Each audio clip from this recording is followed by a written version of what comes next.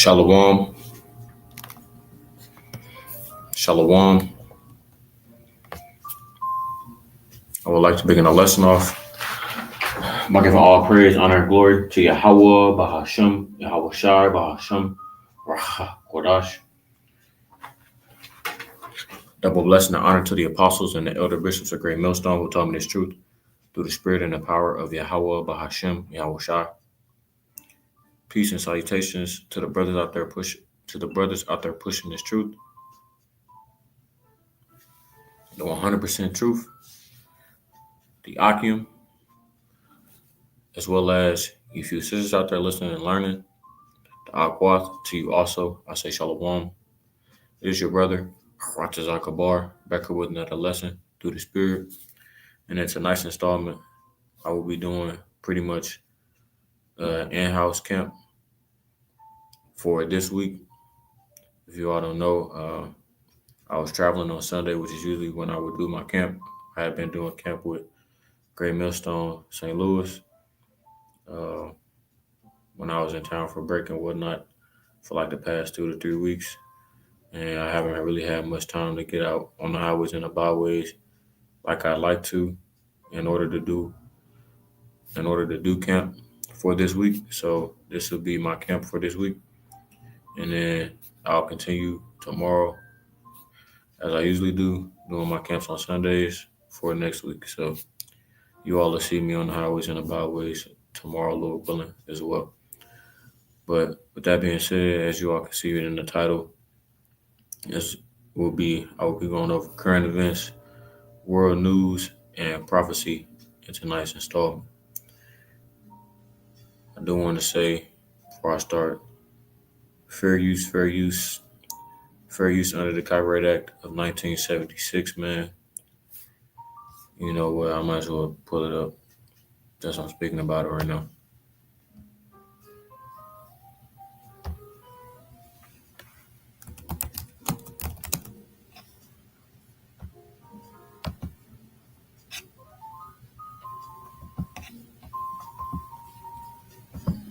It's a lot.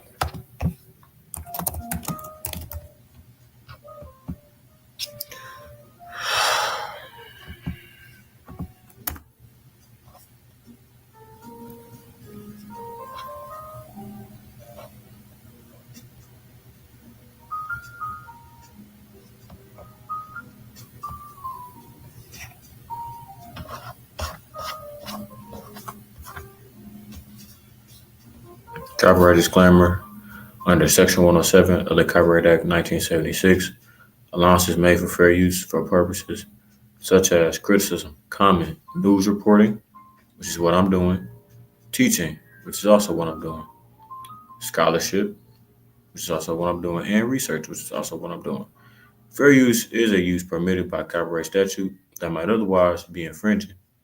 Nonprofit, which I am not making any money from this lesson. This is not for monetary gain. This is for education or personal use, just to balance in favor of fair use. So with that being said, now that I have that declared, I don't know why it opened up in its own tab. It's just things acting stupid. Nonetheless, though, you all get the point. I will be going over current events going on in America, going on in America and with America, current events going on in the world as well. And yeah, man, without further ado, I'm just gonna go ahead and get into it. I want to play this video that I found via TikTok to start it off. And matter of fact, I'm gonna go ahead and get this precept to start it off concerning America and everything that they've been doing over the past, well, really this whole year. Starting off, I can go ahead and start off with this.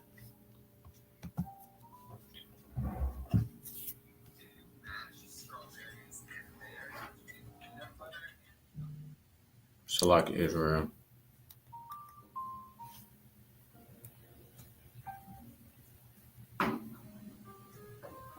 Got my little music playing in the background, but nonetheless, This is the book of Habakkuk, chapter 2, and verse 1. It says, God answers the prophet. It says, I will stand upon my watch and set me upon the tower, and will watch to see what he will say unto me, and what I will answer, and what I shall answer when I am reproved. And the Lord Yahweh answered me and said, write the vision and make it plain upon tables, that he may run that readeth it. Right? Meaning, for instance, for us who are prophesying out here, who are teaching out here, we have to break these scriptures down to the base or basic levels for people who listen or may watch us so that they can understand what we're saying and what the scriptures mean.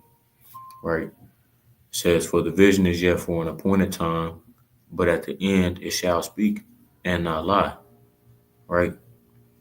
That relates to what precept is that? It's in the book of either First Peter or Second Peter. I want to say First Peter, where it talks about concerning the Lord's promise and it not tarrying, right? How the Lord doesn't count slackness as some men count slackness. The Lord made a promise and he's going to make it come to pass. Pretty much what that's saying. Write the vision. It's like, for the vision is yet for an appointed time, but at the end it shall speak and not lie. Though it tarry, wait for a minute. Though it may seem like it's coming slow, it's going to come and it's going to come to pass and happen. Because it will surely come, it will not tarry. So for the longest, it's been feeling like, at least for brothers, that the things that we've been talking about have become redundant, or it seems like we keep on saying the same things and stuff like that. And at some points in time, it can feel like there's no progression, or almost like I said, there's no progress being made, right? Concerning the things in the world and the things that we're prophesying about. But deep down, or even in the back of our mind, we know that number one, the Lord, like I said, is not slack concerning his promise. So if he said he's gonna do it, he's gonna do it. As he said in the book of Jeremiah 49, I want to say around the 14th verse, he put it on himself that he was gonna destroy this group of people, right? He swore on himself that he was gonna do it, meaning he's gonna do it. No matter how long it takes, it's gonna come to pass, right? It just takes time. But now we're starting to see these prophecies that we've been saying were going to happen. We're starting to see it come to pass. Just giving us more reassurance that the work that we've been doing is not in vain and it's not meaningless. It has a purpose. So we're doing something right, and the things we're saying must be correct. Behold, his soul which is lifted up is not upright in him, but the just shall live by his faith. It says, because he transgresseth by wine, he is a proud man. Neither keepeth at home, who enlargeth his desire as hell, and is as death, and cannot be satisfied, but gathereth unto him all nations, and heapeth unto him all people. This is what we're seeing unfold this year, right? We're seeing these same characteristics that I just mentioned in the scripture play themselves out in real life concerning Babylon and Great America.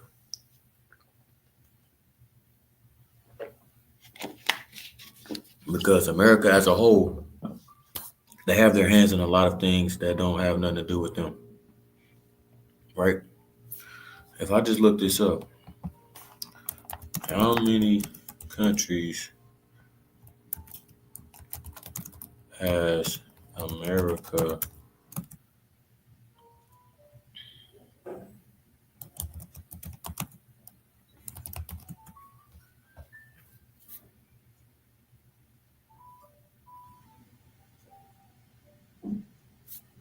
let me see, I don't want to say bomb, but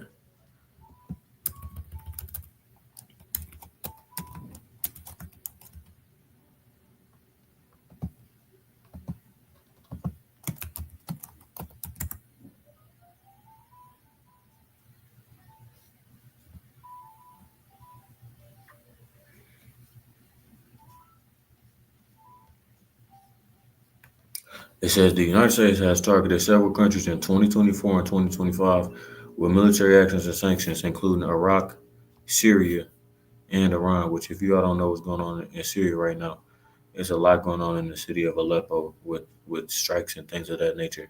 And also, America just sent over more strikes over there regarding ISIS. It says, and Iran with retaliatory strikes in February 2024 and potentially others in ongoing counterterrorism efforts, with a report noting operations in 78 countries from 2021 to 2023, indicating a broad scope of activity that likely continued into 2024 and beyond. Although a definitive count for this year, 2024 to 2025, is complex due to varied definitions of targeted. And from what I'm asking pretty much is what countries is America involved in a sense of where are they snooping their nose at? Why are you in other countries' business? Why are you have work over there when there's things over in America? If you all really look at it, man, America don't even care about its own soil. They care about the soil of other countries. They could care less. They couldn't care less what goes on in America, a home base. Says Iraq and Syria, the U.S. conducted significant strikes in early 2024 against Iranian linked targets in Iraq and Syria in response to attacks in Jordan. Ongoing counterterrorism. The U.S. maintains counterterrorism operations globally with a report highlighting activity in numerous countries, a trend likely continuing. The U.S. imposes sanctions on nations like Cuba, Iran, North Korea, Russia, and areas in Ukraine, affecting trade and financial dealings. Okay, so that's enough. Nonetheless, though, in this video, is going to talk about that as well, or at least it should mention it. Here's my point, though: verse 5 and 6. Verse 6: Shall not all these take up a parable against him, and a taunting proverb against him, and say, Woe to him that increaseth that which is not his. How long? And to him that ladeth himself with thick clay. Shall they not rise up suddenly that shall bite thee, and awake that shall vex thee, and thou shalt be for booties unto them? All right, let me get this in the NLT. And I'm gonna play this video, man.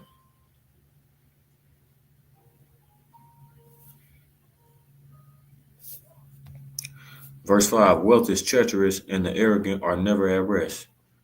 They open their mouths as wide as the grave, and like death, they are never satisfied. In their greed, they have gathered up many nations and swallowed many peoples. But soon their captives will taunt them. They will mock them, saying, What sorrow awaits you, thieves? Now you will get what you deserve. You've become rich by extortion. But how much longer can this go on? Suddenly your debtors will take action. They will turn on you and take all you have, while you stand trembling and helpless. How have the golden how have the golden cups ceased? How have the golden city, Salakia?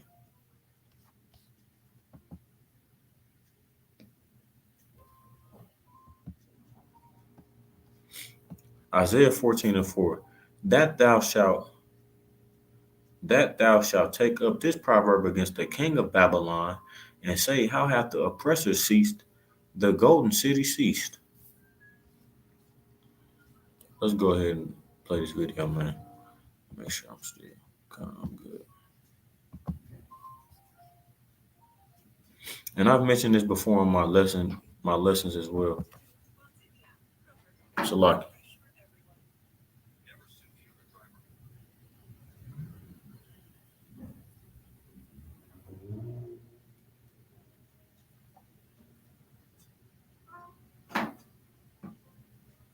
I mentioned this in my other lessons as well. I'm not gonna try and find that YouTube video right now, but it talks about the seven.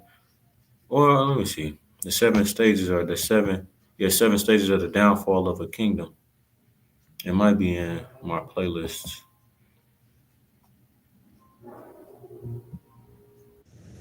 How much of Gaza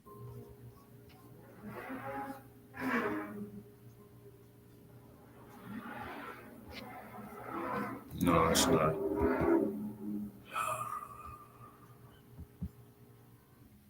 an ICBM against Ukraine again. They used another arrest.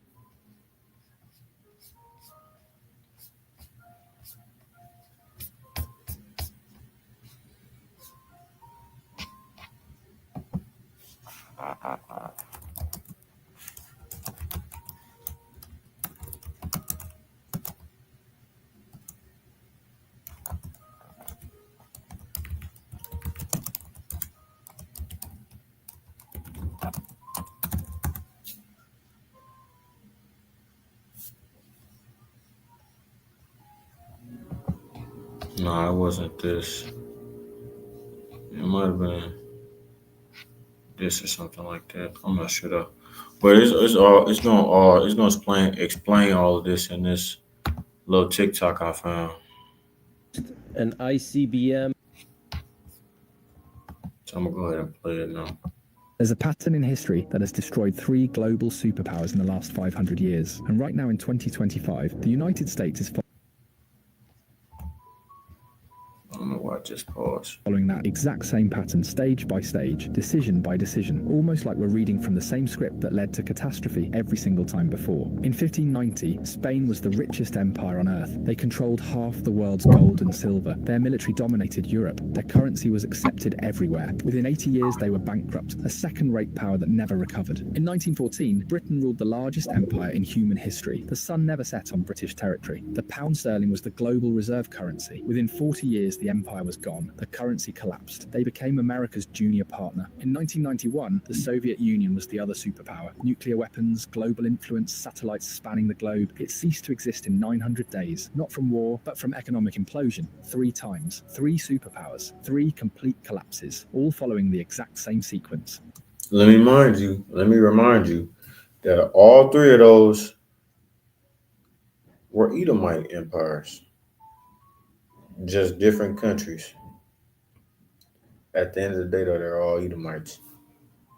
And here's what should terrify you. The United States has already completed 5 of the 7 stages. We're not approaching the pattern, we're deep inside it. This is the story of how empires die, why they always think they're different, and why the math says that the United States is next. And it's happening faster than anyone wants to admit. Spain, Britain, and the Soviet Union. And it happened because they made exactly the same decisions that America is making now. They believed their power was permanent. They overextended militarily. They debased their currency. And they refused to accept reality until collapse was already underway. Let's look at how it actually happened 3 times the exact same way. Let's start with the first global empire, Spain, from the 1500s to the 1600s. After Columbus discovered the Americas in 1492, Spain became the first true world power. They conquered the Aztec and Inca empires, seized control of the richest gold and silver mines ever discovered. By 1550, Spanish ships were bringing home 200 tons of silver per year. By 1600, over 400 tons annually. Spain controlled the money supply of Europe. The Spanish reals was the global reserve currency. Everyone wanted Spanish silver, and this is where the pattern begins with a country that controls the money of the world and believes that it makes them invincible. King Philip II, who ruled from 1556 to 1598, had more money than any monarch in history, and he spent it on empire. Stage 1 is military overextension. Spain fought wars everywhere, simultaneously against the Ottoman Empire in the Mediterranean, against France and Italy, against Protestant rebels in the Netherlands, against England's navy, wars in the Philippines and wars in the Americas. By 1580, Spain had military commitments on 4 continents. The cost was staggering. Half of Spain's revenue went to the military, and still, it wasn't enough. Stage 2 is currency debasement. The Spanish crown couldn't pay its bills with taxes alone, so they did what every failing empire does. They debased the currency. They started mixing copper into silver coins. A coin that was supposed to be pure silver became 50% copper,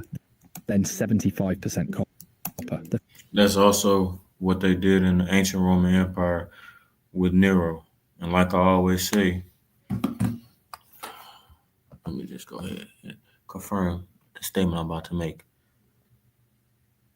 Who stopped the baggage of gold and silver? FDR.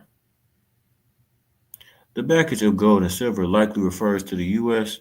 government's actions during the Great Depressions and the 1970s, which the 1970s also played a big part in that as well. But it started with FDR, with Franklin Delano Roosevelt stopping private gold ownership in 1933 and President Richard Nixon stopping the dollar's convertibility to gold in the Nixon shock in 1971, which is always why we say that this place has been on the downfall since before 2020, since before the 2000s. It's been on high alert since around the 60s or the 70s. Sometimes I say like the 50s. The 60s or the 70s, though, really the 70s, because that's when the elder Abba Bivens came on the scene and we came into remembrance, revelation, right? Effectively, that was when brothers started prophesying the downfall of this place, effectively ending the gold/silver backed monetary system. FDR confiscated gold and nationalized silver to control the money supply, while Nixon ended the Bretton Woods system, moving to fiat currency. And let me see. Our coins, the ones that look silver, they used to actually be silver. When did U.S. coins stop being silver? The U.S. stopped making silver circulating coins in 1965 with the Coinage Act, eliminating silver from dimes and quarters, though half dollars contained 40% silver until 1970, after which all U.S. coinage transitioned to copper nickel clad, making 1964 the last year for 90% silver dimes, quarters, and half dollars. Rising silver prices and shortages caused this shift to cheaper metals. So that coin is not worth what it's saying is worth. Is pretty much what they're saying. What Roman emperor? What was Nero's role in Roman currency?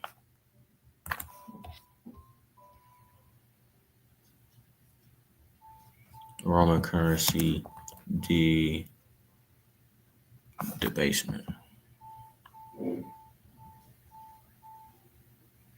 Emperor Nero played a crucial role in Roman currency debasement by being the first to significantly reduce the silver content in the denarius around 64 AD to fund his extravagant spending and large building projects. Right? The United States has been printing more and more money to fund what? Donald Trump's war and military. He just came out on the airwaves and said he wanted to increase the military budget from $1 trillion to $1.5 trillion. Mind you, the United States is over $37 trillion in debt, setting a dangerous precedent for future emperors to dilute coins with cheaper metals, leading to inflation and economic instability. He reduced the silver content from nearly pure to about 90% or 93%, and lowered the weight of gold coins, triggering a long-term decline in currency value that would plague the empire for centuries.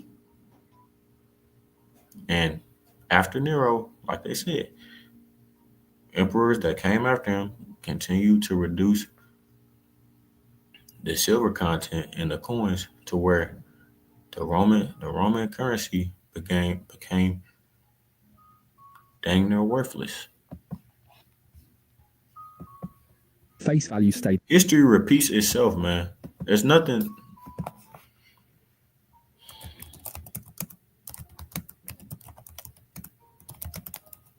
That's why we're able to follow the signs and the times, because this isn't anything new. It have never happened. History, Ecclesiastes 1 and 9. History merely repeats itself. It has all been done before. Nothing under the sun is truly new. Just like us, we've been here before. We've been on the earth before. Our spirits have been on the earth before. These temples, these bodies, these houses that we're in may be new. The flesh that we're in may be new, but the souls, our souls are ancient.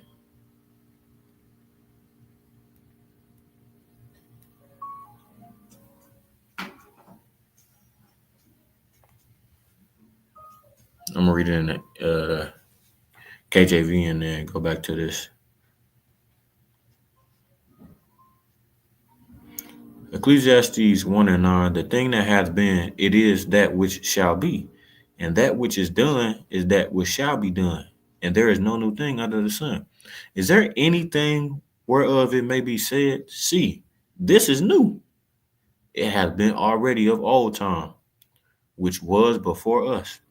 There is no remembrance of former things, neither shall there be any remembrance of things that are to come with those that shall come after. And I'm gonna even get this. That's why it's important to pay attention to history.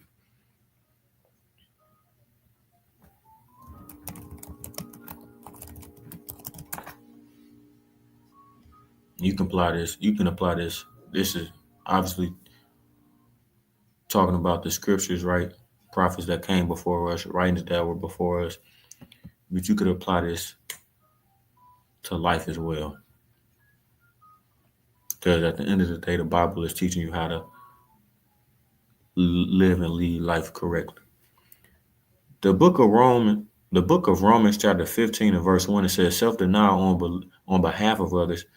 We then that are strong ought to bear the infirmities of the weak and not to please ourselves. Let every one of us please his neighbor for his good to edification. For even Hamashiach pleased not himself, but as it is written, the reproaches of them that reproached thee fell on me. And here's my point: for whatsoever things were written aforetime were written for our learning, that we through patience and comfort of the scriptures might have hope. All right. The same, but the real value plummeted. By 1600, Spanish silver coins contained barely any silver. Merchants stopped accepting them at face value. By 6 value percent coin that the Spanish crown couldn't pay. Spain's revenue went to the military, and still it wasn't enough. Stage 2 is new went to the. By 1580, Spain had military commitments on 4 continents. The cost was staggering. As you can see, Millions and were simultaneously over it.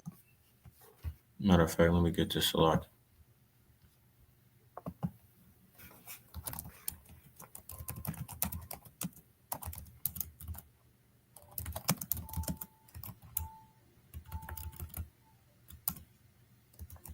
We already went over there. What countries have the U.S. recently sent strikes over?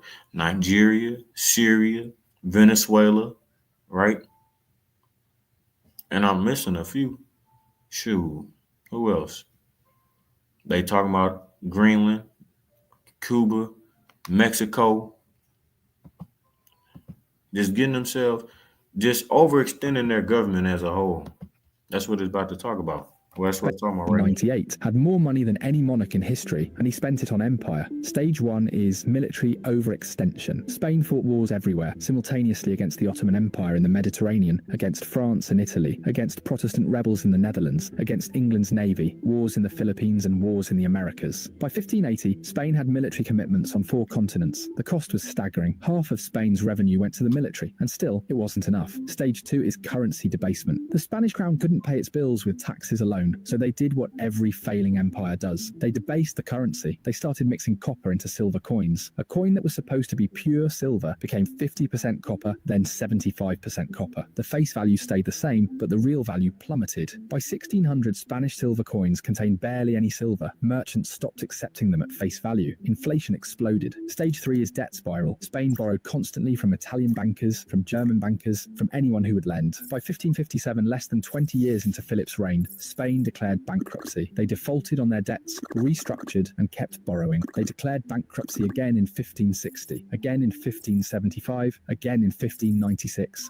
4 bankruptcies in 40 years. Each time they promised reforms. Each time they went right back to borrowing and spending. As a result, manufacturing declined and agriculture stagnated. All the wealth flowed to importing goods from other countries. The gold and silver that came from the Americas went straight back out to pay for French wine, Italian silk, and Dutch goods. Spain became a conduit. Wealth flowed through them, but none of it stayed. By 1600, Spain was producing almost nothing. They were entirely dependent on imports, entirely dependent on silver to pay for everything. And when the silver mines began to deplete, when production dropped, the entire system collapsed. So you're noticing, once again, a common trend. These quote unquote so-called white countries coming from their land, going over to lands that were occupied And to deplete when by the Israelites.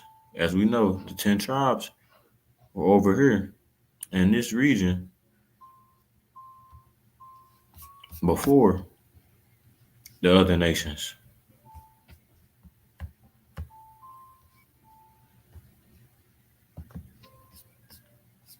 And all they doing is taking their resources. Cristobal Colon.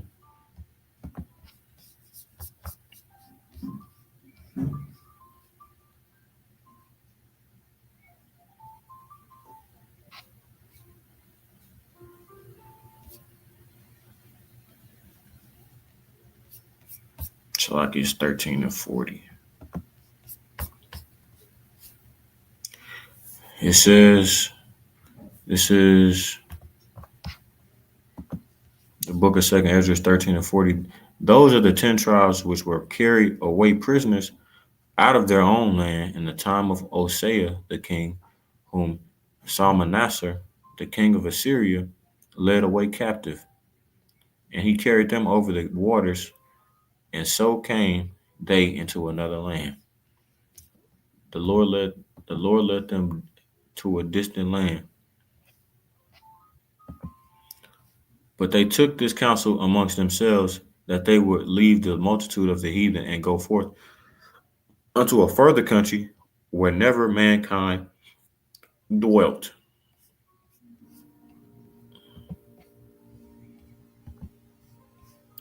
That they might there keep their statutes, which they never kept in their own land. production dropped, the entire system collapsed. Stage 5 is social decay. With a failing economy, crime exploded. Beggars filled the streets of Madrid. Productive citizens immigrated. The best minds left for France, England, and the Netherlands. The countries that were building, creating, and growing. Spain was left with bureaucrats, soldiers, and priests. No one was creating wealth. Everyone was consuming it. By 1640, Spain lost Portugal. By 1650, they lost the Netherlands, their richest territory. And by 1700, the Spanish Empire was a shell, still large on paper, but economically dead. They went from the world's superpower to a secondary power in less than a century, and they never recovered. Spain today is a regional European country. There's a pattern in history that has destroyed. On to the next video. Stage 1, the military overextension. By 1900, Britain had military commitments everywhere. India, Africa, the Middle East, China, the Pacific, the Caribbean. So, let me make sure this is the right video next. It should be, because it's the next one they playing.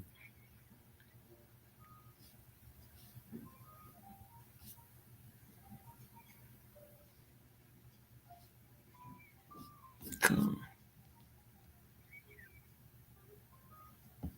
Stage 1, the military overextension. By 1900, Britain had military commitments everywhere. India, Africa, the Middle East, China, the Pacific, the Caribbean. They had to defend territory on 6 continents. The cost was enormous. And when World War I started in 1914, Britain faced a choice: stay neutral and let Europe destroy itself, or jump in and bankrupt the empire to win. They chose to fight. World War I cost Britain over $40 billion. That's $1 trillion in today's money. They borrowed from everyone, mostly from the United States. By 1918, Britain owed America billions. The creditor had become the debtor, but they'd won the war. They kept the empire. They thought they could rebuild, but they were Like the old saying goes, you gotta have money to beef.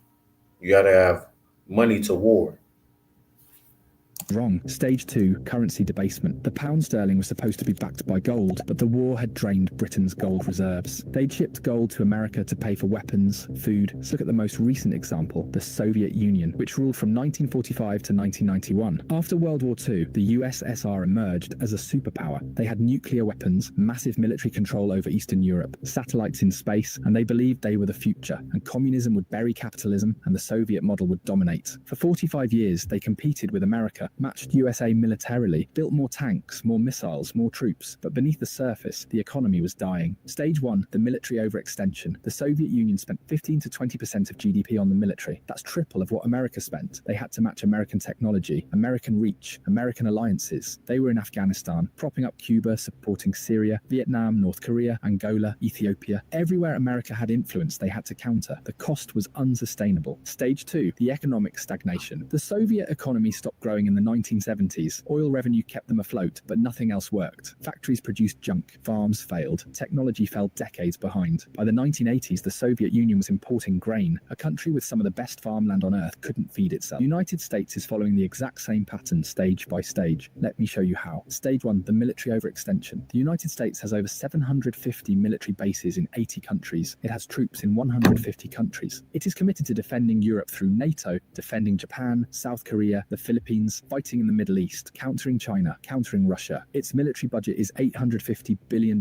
annually, more than the next 10 countries combined. But the equipment is aging, recruitment is down, and USA has commitments it cannot fulfill.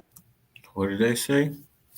The equipment is aging. Like I said before, the United States military equipment, like their missiles and bombs and things of that nature, is roughly 30 to 40 years old.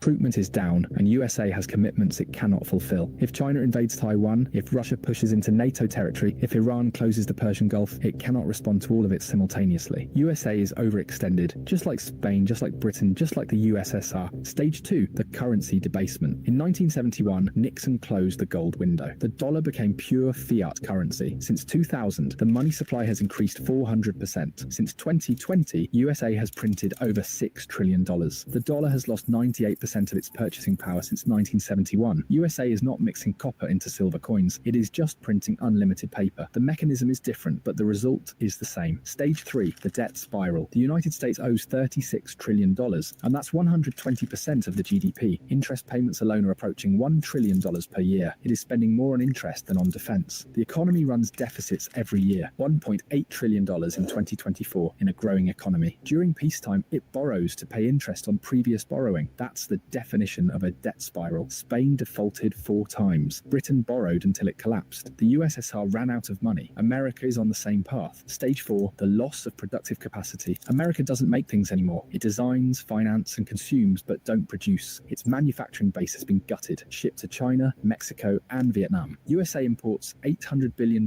more than it exports annually. It is dependent on foreign supply chains for everything: medicine, electronics, steel, even military components. Just like Spain became dependent on imports while the silver flowed out, USA is dependent on imports while dollars flow out. Stage 5, social decay. Trust in institutions is at all-time lows. Crime is rising. Homelessness is exploding. Drug overdoses kills 100,000 Americans annually. The best and brightest are leaving or checking out. Fertility rates are collapsing. Political dysfunction is total. We Americans can't agree on anything, can't fix anything, can't build anything. The signs of decay are everywhere, but everyone pretends it's fine. It's not fine. We're on stage 5 of 7. The Soviet Union made it to stage 5 before complete collapse. So did Britain. Spain lasted longer, but the pattern is the same. We're not at the end yet, but we're deep into the sequence. Stage 6 is loss of reserve currencies.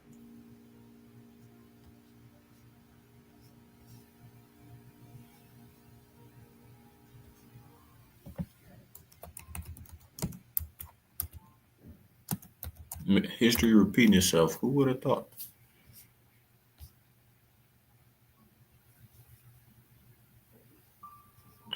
Let's get this.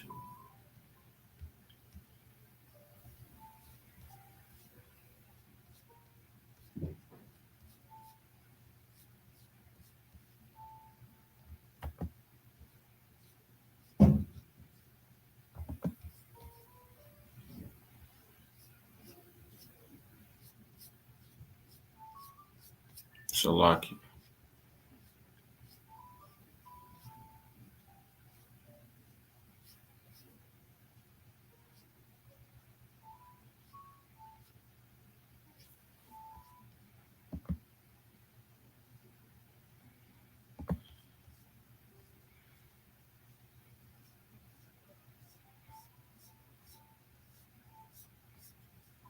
Hmm. They usually had a good news translation on them.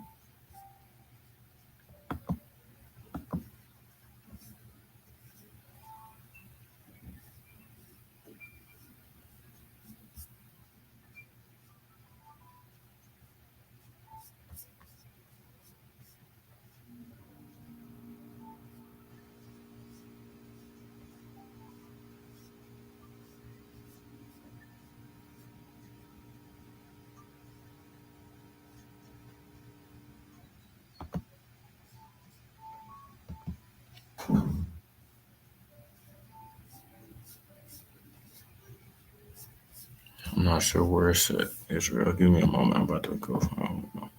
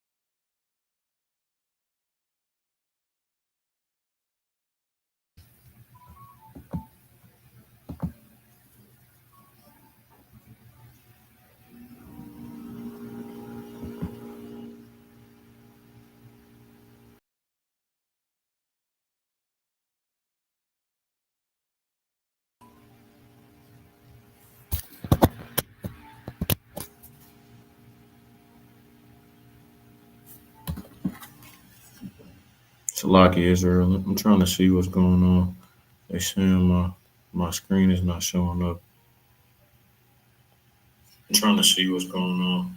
They saying my screen is Caribbean. They had to defend. Dollar has lost 90.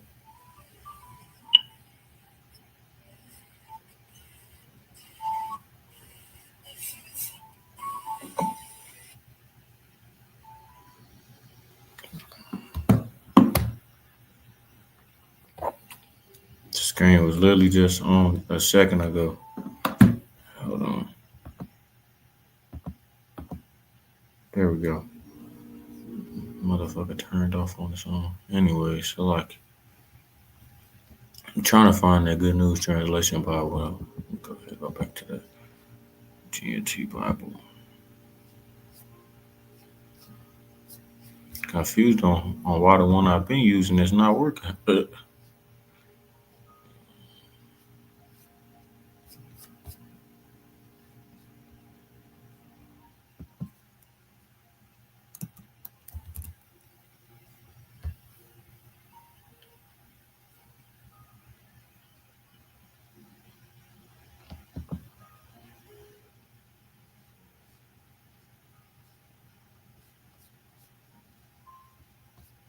All these pop up ads too. They about to.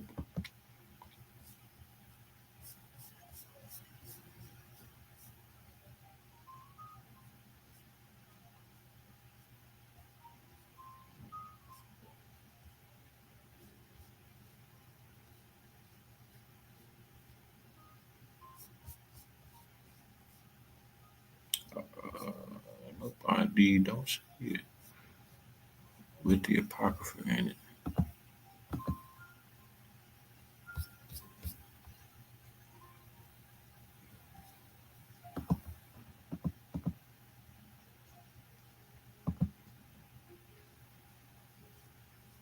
There we go. Now we're in it. Don't know why I left. So like the water for bearing with me. Now where am I at? Yeah, second Ezra, the 9th chapter. Starting at the first verse. Says he answered, consider all these things very carefully. Damn shit. He answered, consider all these things very carefully when you see that some of the signs I have told you about have appeared. You will know that the time has come when Yahweh the Most High power will bring judgment on the world he has created. There will be earthquakes, national rebellions, international intrigues, unstable leaders, and confused rulers. When you see these things happening, you will know that they are what the Most High God Yahweh has spoken about since the beginning of creation.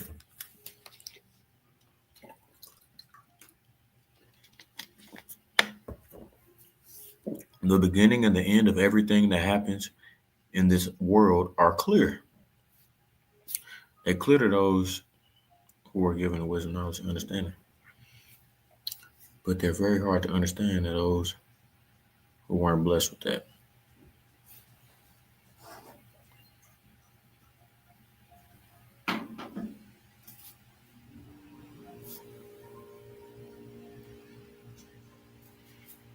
It says the same is true in the world above. Wonders and miracles show the beginning of events, and mighty signs show when they end.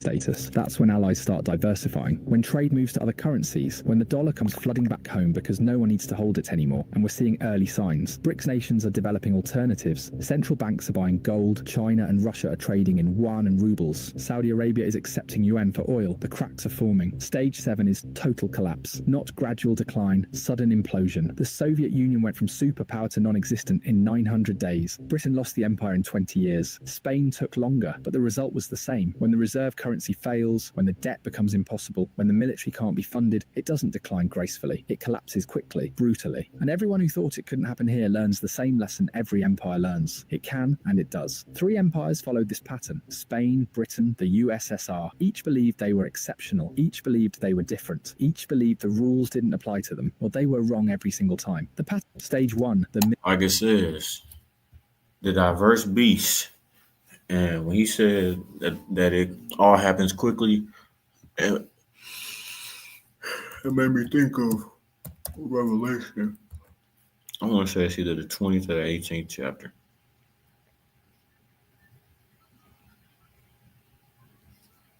It's in the 18th chapter. That's why all her plagues shall come in one day.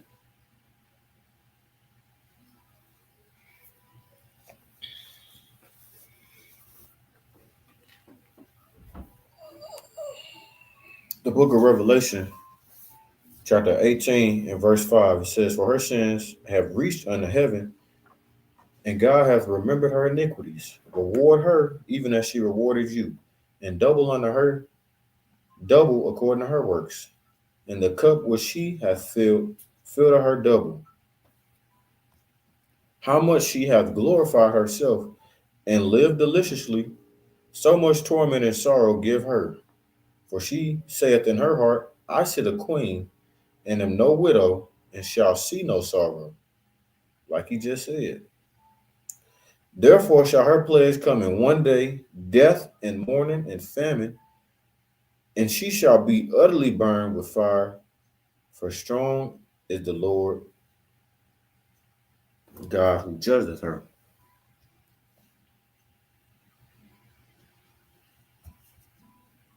And matter of fact, I want to go to a part where it says in 1 hour. It might be in 21 or in the same kind. Going down. Verse 9, "And the kings of the earth who have committed fornication and lived deliciously with her shall bewail her and lament for her when they shall see the smoke of her burning, standing afar off for the fear of her torment, saying, Alas, alas, that great city Babylon, that mighty city, for in 1 hour is thy judgment come."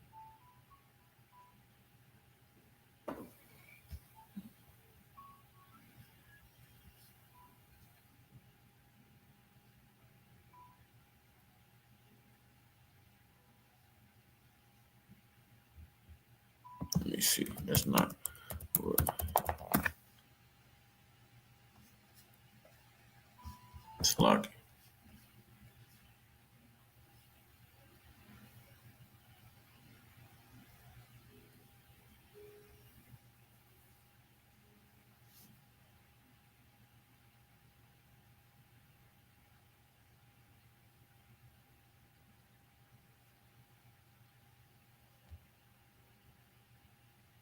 Yep.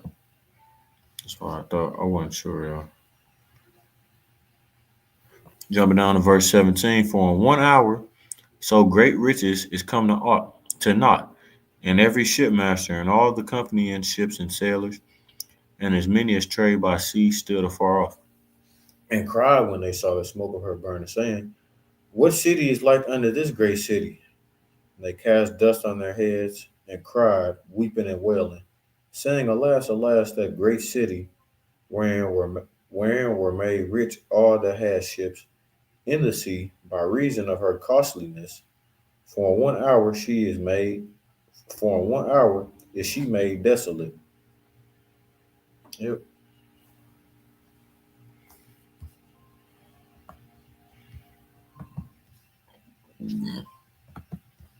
So we can go ahead and look at some of the things that's been going on. I won't be going on for too much longer. Just current events going on in the world right now. Slovakia. Greenland annexation crisis. Tensions are high between the U.S., Denmark, and Greenland following President Trump's assertion that the U.S. will acquire the territory the easy way or the hard way to secure critical minerals and counter Russian/Chinese influence. Right? That all just goes into Revelation 17 and 16. And I had this pulled up for a lesson. I might as well pull it out now. Talking about the division that has been being built between NATO, within NATO, right? You know what I'm saying? It says that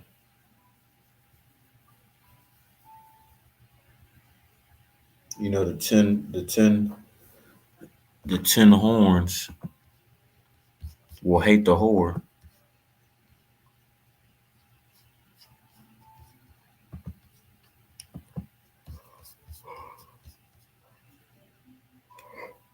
We're just talking about the EU. It says, in the 10 horns which thou sawest upon the beast, these shall hate the whore, and shall make her desolate and naked, and she shall eat her flesh and burn her with fire.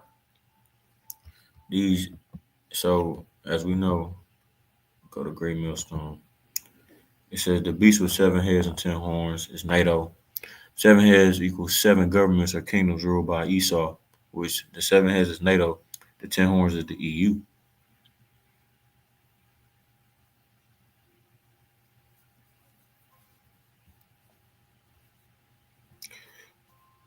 It says Germania Major, the Romans, the French, the Spanish, Germania Minor, the British, and the Greeks.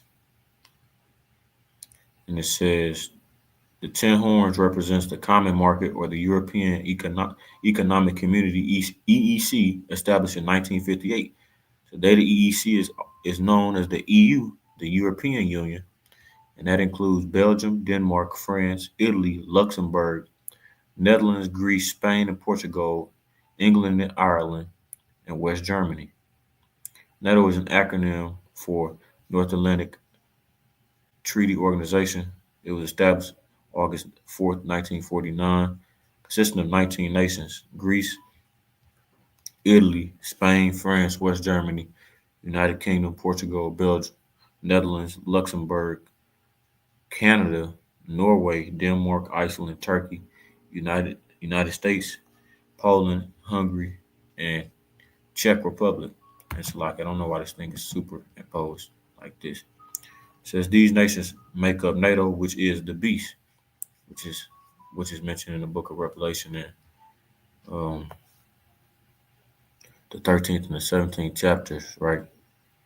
And America is mentioned as the great whore that rideth upon the beast. Of course, this is the revived Roman Empire. This makes up the revived Roman Empire. Let me go to it. So yeah, man, and like I always say in my lessons, a lot of these NATO nations are in the EU. Well, a lot of these EU nations are in NATO. because they have a lot in common. So I'm just gonna go ahead and read this a little bit. It says European Union, EU, NATO relations. The EU and NATO are two main treaty-based Western organizations for cooperation between member states, both headquartered in Brussels, Belgium. Their natures are different and they operate in different spheres. NATO is purely intergovernmental organization functioning as a military alliance which serves to implement Article 5 of the North Atlantic Treaty on collective territorial defense, right? Which one of the first things Donald Trump said when he first got in office is he was going to take the U.S. out of NATO, which is why they have the tensions that they're having now. The United States is pretty much the head country of NATO. The EU,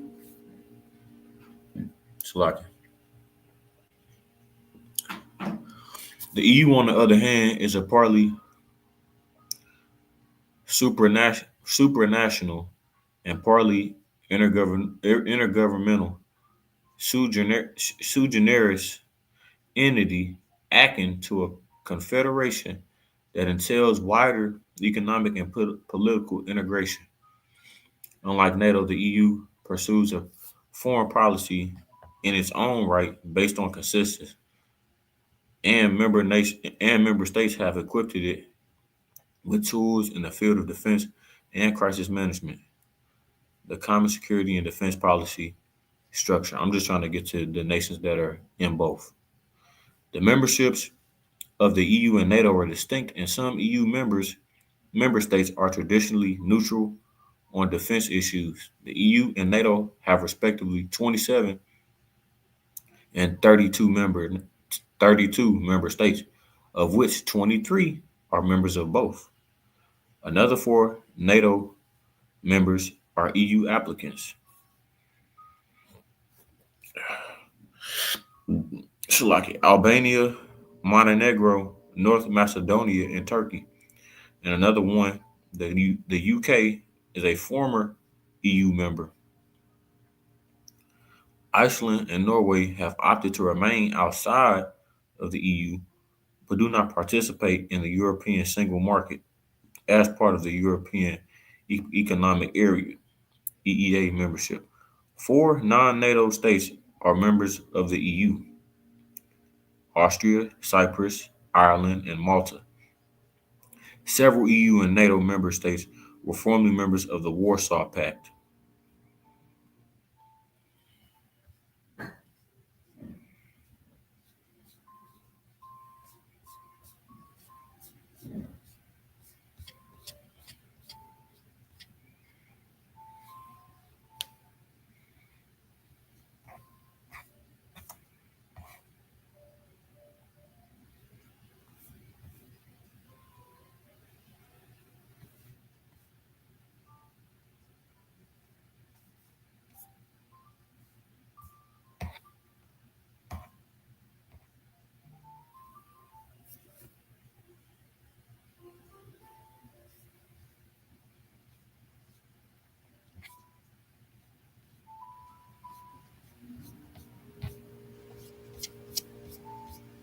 So you have 23 countries that are in common, man.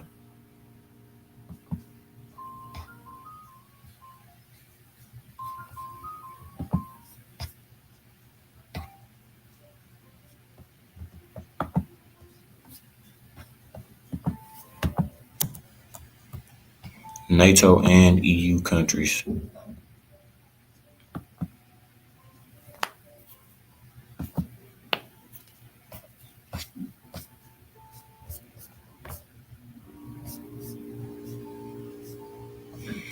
NATO and the EU have 23 members in common: Belgium, Bulgaria, Croatia, Czechia, Denmark, Estonia, Finland, France, Germany, Greece, Hungary, Italy, Latvia, Lithuania, Luxembourg, the Netherlands, Poland, Portugal, Romania, Slovakia, Slovenia, Spain, and Sweden.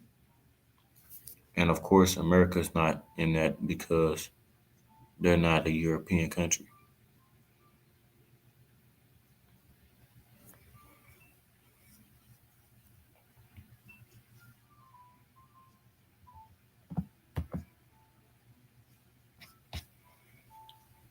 I'm going to go ahead and continue on now. Iran protests, nationwide anti-government protests have entered their second week, spurred by calls from exiled Crown Prince Reza Pahlavi. The regime has responded with a near total internet blackout and threats of maximum punishment as the death toll rises. They said if any citizens vandalize government property, they getting executed. That's what they said in Iran. Or at least it was something along that lines. I'm pretty sure it was that though. Venezuela transition. Following the capture of Nicolas Maduro, the U.S. and Venezuela are exploring the restoration of diplomatic ties. Meanwhile, the U.S. Navy has been seizing tankers from a ghost fleet carrying sanctioned oil. Woe to them that increases that which is not theirs. They covet fields and take it by violence. Ukraine-Russia war. Russia recently utilized its new Oreshnik hypersonic missile in strikes on western Ukraine, signaling a warning to Western allies. Concurrently, Ukraine has awarded major lithium projects to U.S.-linked investors. Like I said, Sudan civil war or U.S. strikes in Syria. The U.S. launched large-scale retaliatory strikes against ISIS targets, which, if you know, you know. CIA. In Syria, following a deadly ambush that deleted 2 U.S. soldiers and a civilian. Create their own enemies. The conflict, Sudan civil war, the conflict has reached the grim milestone of 1,000 days, with millions of civilians still caught in the crossfire. Myanmar elections, voting has resumed in the second phase of military-run elections, which have been widely condemned as a sham by international observers. Anti-ICE protests, over 1,000 protests have spread across the U.S. following the fatal shooting of Renee Good by an ICE agent in Minneapolis. Trump administration policy, I pulled that out the other day. Don't care about winter sports. Environmental crisis. Australia is battling catastrophic bushfires that authorities warn could burn for weeks, with smoke reaching as far as New Zealand. Elon Musk XAI is facing global backlash and potential bans in the UK over its Grok AI tool being used to generate non-consensual sexualized images. Okay. Going on over here, Venezuela crisis, Iran strike warnings. President Trump has been briefed on military strike options for Iran as anti-government protests there intensify. He warned that the U.S. will hit them very hard if Iranian leaders delete more demonstrators. And if y'all don't know, they had deleted somebody that was a high-ranking official in the Mossad, which is pretty much the CIA for Israel. And in turn, Israel, quote unquote, they apparently deleted a high-ranking member of Iran. I'm not sure if that's true or not.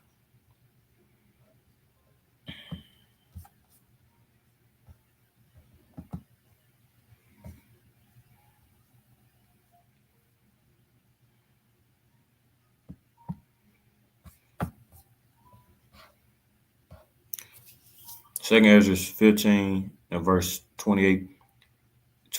Terrible disasters have already come upon the world, and there is no escape. You have sinned against the Most High, and he will not rescue you. Then in the east, you will suddenly see a fearsome sight. Arab armies with many chariots will advance like dragons. As soon as they start out, the sound of their hissing will spread across the world and bring fear and trembling to everyone who hears it. The Carmanians, which is another word for the Persians or Iran, will come out of the forest in a fierce rage like wild boars, advancing in full strength to attack the dragons. With their tusks, they will tear up a large part of Assyria, which, if your spirit can receive it, Babylon the Great America is also known as Assyria in the scriptures as well. But the dragons will unite their forces, regain their former strength, and win the victory. They will turn and pursue the wild boars, who will be thrown into panic, beaten into silence, and forced to turn and run.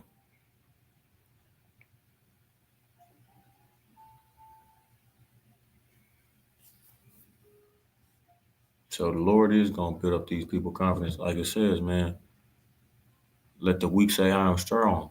Let the weak say I am strong. Syria airstrikes, we've seen that. Greenland acquisition, we've seen that. Anti-ICE funding lawsuit. 5 Democratic-led states have sued the administration to block the freezing of over $10 billion in federal child care and family assistance funds. A 24-year-old was arrested after a shooting spree in Clay County that left 6 people deceased, including his father and 7-year-old child. Stock market records. Despite a slowdown in December hiring, the S&P 500 and Dow Jones reached new all-time highs this week as investors bet on a soft landing and a potential pause in interest rate hikes. Housing and interest rates. Trump has proposed a ban on large institutional investors buying single-family homes to lower housing costs. He is also pushing for a 10% cap on credit card interest rates. It says the CDC has reduced the number of recommended childhood from 10 to 11, removing for seasonal flu and hepatitis response to a presidential directive to align with certain international schedules.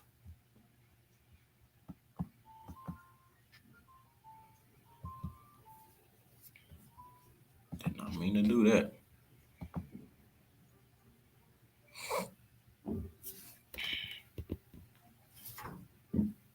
So with that being said, I'm gonna close it off there. Lord willing, the lesson was edifying to those out there listening and watching.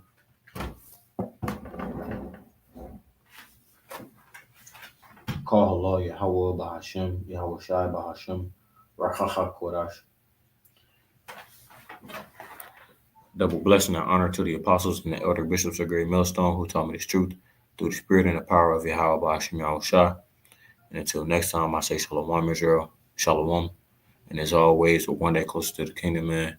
Keep pushing, keep pushing, keep pushing. Shalom Israel.